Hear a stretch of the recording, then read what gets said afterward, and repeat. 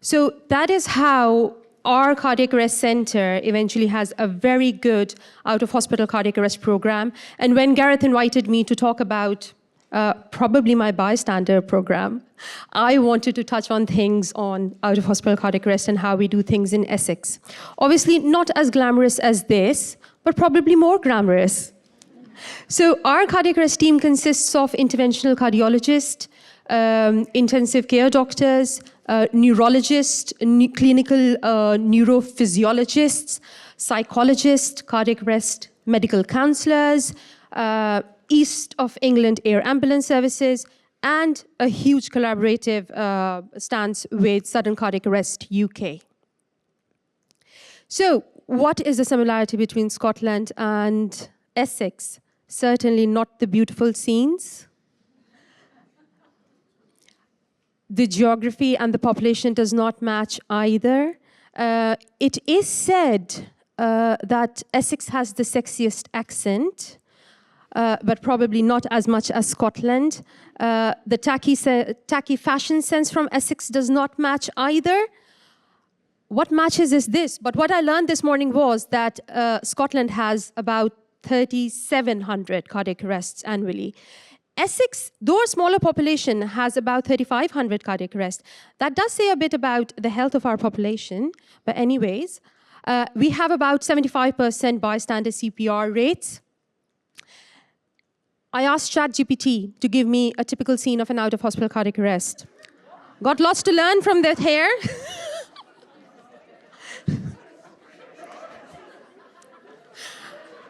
I asked it to correct it because I wanted to touch on what Essex has to offer to bystanders, air ambulance services, interpretation of ECGs, and making the referral to cardiac arrest centers or other hospitals easier. So to start off with, Essex has a population of 2.8 million, and we have got 5 district general hospitals, all of which have got EDs, none of which has got a 24/7 PCI lab. We are based in Basildon, and we cover all of this area from Colchester Harlow all the way to Southend, and we have got a 24/7 service of primary PCIs. And all of our projects are in collaboration with our land ambulance service, 2 air ambulance services, and all of the other groups mentioned over here. So, first things first, data is king. Everything that I'm going to mention in this presentation is derived from data. And why am I so sure about that? Because we have a BSIS out-of-hospital cardiac arrest registry, which is a high-fidelity registry having ethical and confidential advisory group approval. Any out-of-hospital cardiac arrest that happens within Essex is into that registry. Everything about the pre-hospital occurrences, the hospital course of stay, and what happens when the patient is discharged, all of that is in the registry. Now, I guess it would be very frustrating for all of our paramedical colleagues over here who are seeing a patient having a cardiac arrest, achieve ROSC, and then call either the primary PCI center to say that, you know, this patient needs to come across to you. And then there is that conversation, oh, but does the patient have a STEMI? Oh, the ST elevations are not do not meet the criteria. Or do you want to take them to the local ED and all? So we simplified that. Since 2022, we are running on the pre-conveyance algorithm, in which if the patient has a STEMI, brilliant, they come across to us. But if the patient does not have a STEMI, but has a shockable rhythm, they come across to us without any questions asked. All air ambulance or land ambulance have to do is pick up the phone and say, we have got a shockable cardiac arrest with ROSC, and we are coming in 30 minutes or 15 minutes. And this activates our primary PCI service. All non-shockable cardiac arrests without ST elevations, they go to the local emergency ED. And then there is the option of crossover, obviously, if these non-shockable cardiac arrest patients do develop any ECG changes or any indication that there could be a coronary culprit. So since application and implementation of this algorithm, it has been nearly 3 years now, The survival of out-of-hospital cardiac arrest within our cardiothoracic center has improved from 18.7% to 34%, which is huge when it gets to out-of-hospital cardiac arrest, because we know how survival is abysmal all over the world, even more in the UK. If you look at the all-cause mortality, the survival benefit is there, the probability of survival in the blue one, which is blue line, which is the post-implementation of this algorithm. You see that the survival probability is a bit better.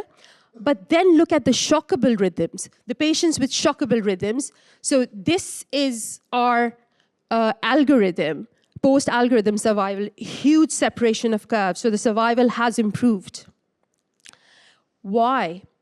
Because of a 40% increase in direct conveyance of these shockable rhythm patients without ST elevations on their ECG. Our PCI in non-STEMI patients has increased from 15% to a 23%. And there is, even if the angiogram is normal and the coronaries are fine, there is ready access to advanced cardiac therapies, a dedicated cardiac intensive care unit. Interestingly, the survival of the non-shockable rhythms who are now going entirely to a district general hospital, it has not changed a bit. The survival of non-shockable rhythms was poor, and unfortunately, it continues to be poor. This has also led to saving of £23,000 average cost per patient. Now I'm going to talk a little bit about a feedback service that we have with our air ambulance services. Apologies for this dry diagram. So we did a survey with our air ambulance colleagues at EHAT who wanted more information and a feedback about the patients that they bring in. They bring in about, I think, 70% of our out-of-hospital cardiac arrests. So after lots of information governance and data sharing agreements back and forth, now we are able to give them feedback within 24 to 48 hours of their bringing in a patient, which includes the likely diagnosis, likely cause of the cardiac arrest, presenting ECG, echocardiogram, ABG, what did the cath show, what could they have done differently. This has, up to now, we have given 104 feedbacks in a year's time, and this has been hugely appreciated by our colleagues at the air ambulance services.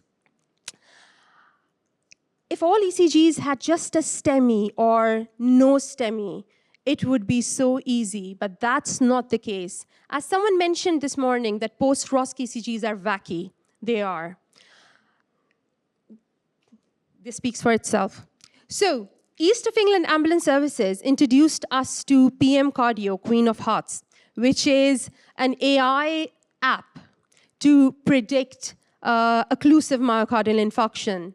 That is, in layman terms, whether an artery is blocked or not. It is validated for myocardial infarctions or heart attacks. What it is not validated for is out-of-hospital cardiac arrests, just because the ECGs are wacky. So what we have done is we are running a pilot. It is an international collaborative pilot. We are putting all of our out-of-hospital cardiac arrest ECGs through that app and looking at whether it picks it out or not. Unfortunately, it is picking it out better than interventional cardiologists. With a ROC curve of 0.8. If the ROC curve is anywhere about more than 0.7, that is good. This is brilliant. So maybe in 2-3 years' time, we won't need primary PCI coordinators. Land ambulance and air ambulance services might just run the ECG through the app and tell us we are bringing a patient across. Now, what happens when a patient comes to the intensive care unit? They wake up within 24 hours, brilliant. But what if they do not wake up within 72 hours? What happens then? Do we continue with ventilating a patient and all? No, we have got a very good neuroprognostication service. We have ad hoc MDTs 1 to 2 times a week, depending on the need. And decisions are made based on at least 2 poor prognostic modalities. And if 2 or more markers of poor prognosis are there, then life-sustaining treatment might be withdrawn.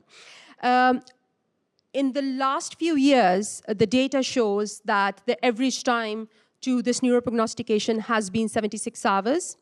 And the MDT decision for withdrawal of life-sustaining treatment has been on an average of 6.7 days, which has led to a decrease in our average intensive care unit stay from 21 to 6.5 days.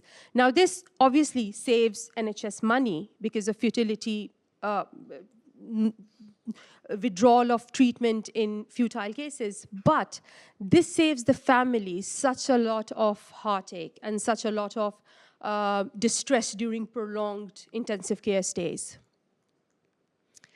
We are also running a care clinic since 2019. On an average, we see about 196 patients per year. The contact is made with survivors before the discharge, and then a telephone call is made at about 3 weeks to find out how they're doing. And then at 3 months, there is a face-to-face clinic with our intensive care clinical nurse and our occupational nurse. This contact is with the survivor along with their family members or co-survivors, and then they are taken to separate rooms and more discussions are held about what problems the co-survivors are facing. And then a follow-up is given at either 6 or 12 months, or referral to our cardiac arrest counselor is made if needed. So this is a very holistically working care clinic. Now we come to the bystander care. So most of the ambulance services, they do give out crew cards or, QR codes or leaflets at the scene of a cardiac arrest. And we know that there are, if Essex has 75% bystander rate, that means there are a lot of bystanders. But what we do not know is how many bystanders are there actually, how many are actually given crew cards, how many are contacted afterwards, how many of them need support. So after work for about the last 2 years, we have launched Rescue about 2 months ago. Essentially, what it is it is in the form of a digital solution, an app, which is present on all our land ambulance iPads.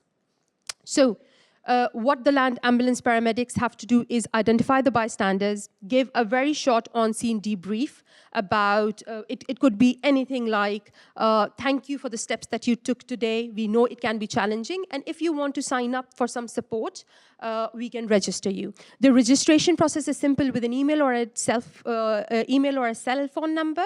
And once they have registered, they receive a prompt SMS or an email with details of our project and a link to a dedicated website. The website is accessible to the bystander immediately. It has got useful resources. And from the website, they can ask for contact with the patient liaison officer, who then provides a structured debrief. We are also recording the number of declining bystanders and the bystanders less than 18 years of age. So this is what the app looks like. I don't know whether this video is going to play or not. It does play. So it geo-locates and timestamps automatically, and then all that is needed is an email address or a cell phone number. I won't go through all of that. Once they go onto the website, there is signposting to other useful resources, Sudden Cardiac Arrest UK, some articles, and then there are 16 videos they have been shot with real-life bystanders. Stuart over there has recorded a beautiful video. Real-life survivors on what changes they saw in their family members. Our psychologist, our counselor on what to expect in the first few days so as to normalize their emotions and how to cope with them. And if still they want further help, there's always the option of contacting a patient liaison officer, which for the pilot is myself. Early results in the last 2 months. Now, this has changed in the last 2 days. Now we have got 84 bystanders registered, out of which 10 are younger than 18 years of age. There are now 82 unique website visits with total sort of repetition or repeated visits about 17. So what we think is that the bystanders are visiting the website and then returning back to the website about 17 times and spending an average of 4 minutes and 29 seconds. All of the videos that we have are ranging from 3 to 5 minutes long. We have also identified a couple of videos which maybe the bystanders are not liking. They go, they look at it for 20 seconds, and they're like, nah. So this feedback will give us idea of how to evolve the website further. The feedback that we have had by the bystanders is brilliant. They say that they have gained support and reassurance. And the feedback by the paramedics is brilliant as well. They find it much more easier that they are giving something to the bystander instead of just leaving the morbid scene of a cardiac arrest, especially if the outcome is poor. So PLO intervention, again, that's apologies, that has changed. Now we have got 10 bystanders, 40% of which were females. Average time that I'm spending with the bystanders is about 1.5 hours because I'm doing a very detailed interview with them as to what their experience was and how I can help them.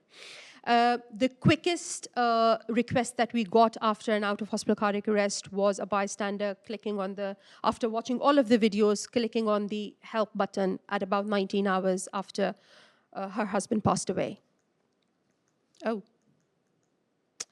I do ask for an acute stress, a self-measured acute stress score, which has reduced slightly after my intervention.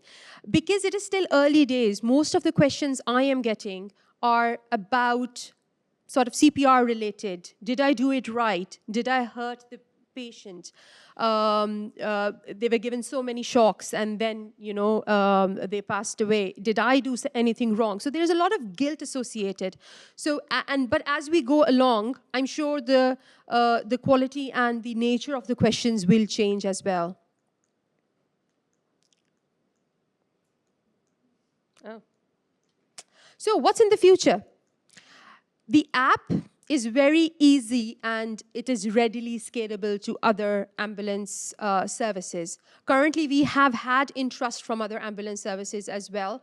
The website is always there. It's already there. The app is already there. All we need is interested ambulance services to get in touch with us, and it can be very easily spread away. It can be expanded to other scenarios, such as road traffic accidents, suicides. There's a lot of knife crime within Essex and London. We are hoping to scale it to that as well. The hope is that after about 6 months, we are going to publish the YouTube videos onto website with other language options. And the other thing is Rescue for Survivors in collaboration with Save a Life Scotland and Sudden Cardiac Arrest UK. We are going to launch something similar like an app for survivors through which they can get peer support group all on one app. We would love to hear your suggestions, your ideas, criticism, feedback, and how we can make things better within Essex. Please make a note of my email address and give me a shout if needed.